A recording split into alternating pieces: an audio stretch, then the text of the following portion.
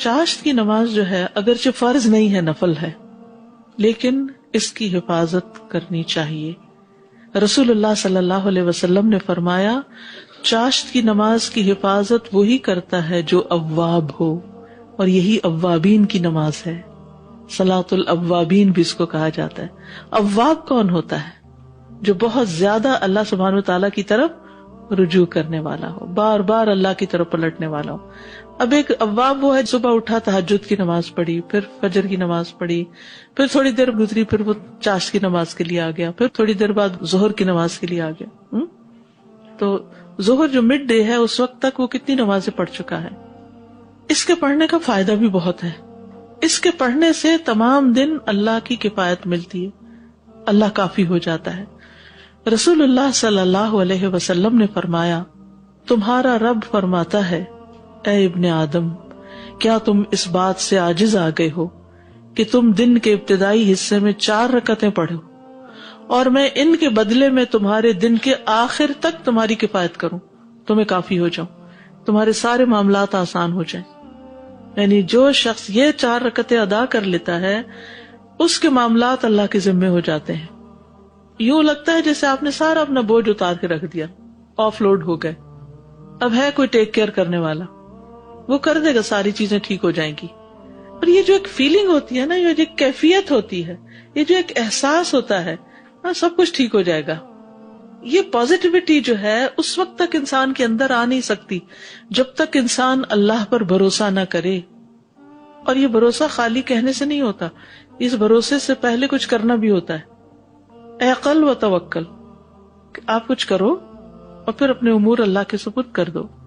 پھر یاد رکھیے یہ ابن آدم کے جوڑوں کا صدقہ ہے. جوڑوں کی بیماریوں اور تکلیفوں میں بہترین علاج ہے. یہ آزما کے دیکھیے اس کو. نبی صلی اللہ علیہ وسلم نے فرمایا صبح ہوتی ہے تو ابن آدم کے جوڑ جوڑ پر صدقہ لازم ہو چکا ہوتا ہے، لازم ہو چکا.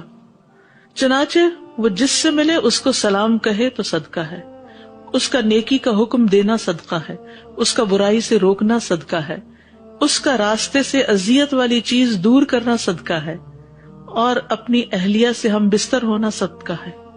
اور ان سب سے چاشت کی 2 رکعتیں کفایت کرتی ہیں. یعنی اگر ان میں سے کوئی اور نیکی کا کام نہیں ہو سکتا تو چاشت کی 2 رکعتیں جو ہیں یہ سب صدقوں کو پورا کر دیں گی، جوڑ جوڑ کا صدقہ ادا ہو جائے گا. بعض اوقات ایک انسان صرف اکیلا گھر میں ہے، کوئی ہے ہی نہیں اس کے پاس، وہ کس کو سلام کرے، کس کو نیکی کا حکم دے، کس کو برائی سے روکے، کون سی راستے سے اذیت والی چیز دور کرے. اب کیا کرے؟ کسی کو بھی اللہ نے محروم نہیں کیا. 2 رکعتیں چاشت کی نماز، تو اپنے بدن کا روز صدقہ. ہمارے ہاں عموماً کیا رواج ہے؟ صدقے کا بکرا. جان کا صدقہ کیا ہے؟ بکرا. تو یہاں جان کا صدقہ کیا ہے؟ جان ہے، ذرا جان لگاؤ، 2 رکعت پڑھ لو.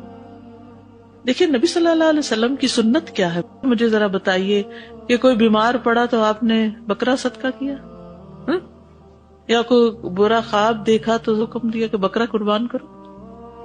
باقی آپ نے اگر غریبوں کو کھانا کھلانا ہے تو چاہے بکرا قربان کریں، چاہے آپ سوکھا راشن دے دیں، چاہے ان کے بچوں کی فیس دے دیں، ان کی پڑھائی کا ذمہ لے لیں، ان کو سال میں کتابیں لے کر دے دیں. بے شمار طریقے ہیں صدقہ کرنے کے، لیکن ہمارے ہاں صدقے کا ایک ہی طریقہ ہے، اور وہ ہے بکرا قربان کرو، اور وہ بھی کالا ہو.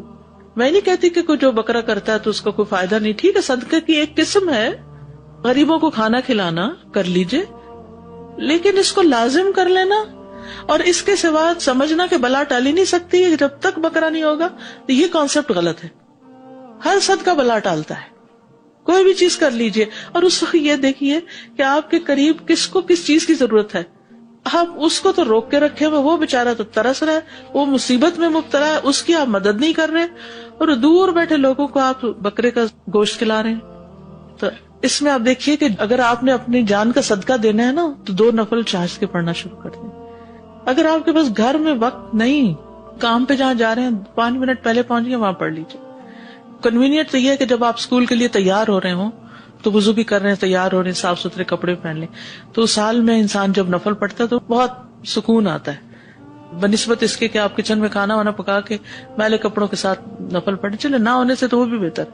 ان کا وقت جو ہے وہ سورج نکلنے کے 15 منٹ بعد سے سورج کے زوال سے 15 منٹ پہلے تک آپ کو کھلا ٹائم ہے، جب بھی آپ چاہیں پڑھیں. اور نبی صلی اللہ علیہ وسلم نے اس کی تاکید بھی کی. ابو ہریرہ کہتے ہیں کہ مجھے میرے خلیل نبی صلی اللہ علیہ وسلم نے 3 چیزوں کی وصیت کی ہے کہ میں موت سے پہلے ان کو ہرگز نہ چھوڑوں. ہر مہینے میں 3 روزے، چاشت کی نماز اور سونے سے پہلے وتر کی ادائیگی. افضل وقت وہ ہے جب اونٹوں کے بچوں کے پاؤں گرم ہونے لگے، نہیں جب دھوپ خوب نکل آئے، یعنی گرمی ہو جائے. یعنی آپ صلی اللہ علیہ وسلم نے چونکہ وہاں کے حساب سے بات بتائی تو ہمیں اس کا پھر خود اندازہ کر لینا چاہیے. قاسم شیبانی کہتے ہیں کہ زید بن ارقم رضی اللہ عنہ نے کچھ لوگوں کو چاشت کے وقت نماز پڑھتے دیکھا تو کہا یہ لوگ اچھی طرح جانتے ہیں کہ یہ نماز اس وقت کی بجائے ایک اور وقت میں پڑھنا افضل ہے، کیونکہ رسول اللہ صلی اللہ علیہ وسلم نے فرمایا اوابین کا معنی ہے اطاعت گزار، توبہ کرنے والے اور اللہ کی طرف رجوع کرنے والے لوگوں کی نماز اس وقت ہوتی ہے جب اونٹ کے دودھ چھڑائے جانے والے بچوں کے پاؤں گرمی سے جلنے لگتے ہیں، یعنی اتنی دھوپ نکل چکی ہوتی ہے. ابن باز کہتے ہیں اس کا وقت سورج کا ایک نیزے کے بقدر بلند ہو جانے سے لے کر اور زوال سے پہلے سورج کے رک جانے تک ہے، اور بہتر یہ ہے کہ تپش کی شدت کے بعد اس نماز کو شروع کیا جائے، اور یہی صلاۃ الاوابین ہے. معاذہ بیان کرتی ہے کہ انہوں نے حضرت عائشہ سے پوچھا کہ رسول اللہ صلی اللہ علیہ وسلم کی چاشت کی نماز کی کتنی رکعتیں ہوتی تھی، تو انہوں نے کہا 4 رکعتیں، اور جتنی چاہتے بڑھا دیتے. وہ مہانی کے گھر آپ نے 8 پڑھی، 2 سے صدقہ ادا ہو جاتا ہے، 4 سے دن کی کفایت ہو جاتی. اور اگر زیادہ بڑھانا چاہیں، آپ کے پاس کبھی وقت زیادہ بھی ہوتا ہے اور کبھی نہیں بھی ہوتا، تو کم از کم 2 تو پڑھیں، لیکن زیادہ آپ جتنی چاہیں پڑھ لیں.